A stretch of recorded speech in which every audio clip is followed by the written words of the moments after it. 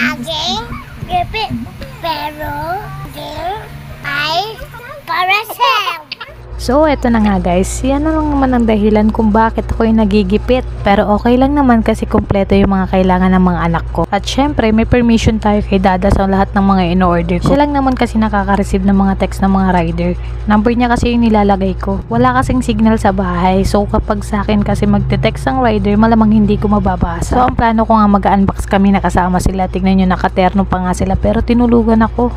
Pero okay lang naman kasi napakagulo ng mga yan pagkasama sila mag-open. So yan lang naman yung kinuha ko sa last pay later ko. Syempre inuna ko yung gatas. Hindi pa nga kompleto yan pero kailangan ko na mag-unbox kasi maglalaba ako bukas at gagamitin ko na nga yung powder. So yan lang naman yung pinakamahirap na part pag nag-open ka ng parcel. Syempre yung kalat.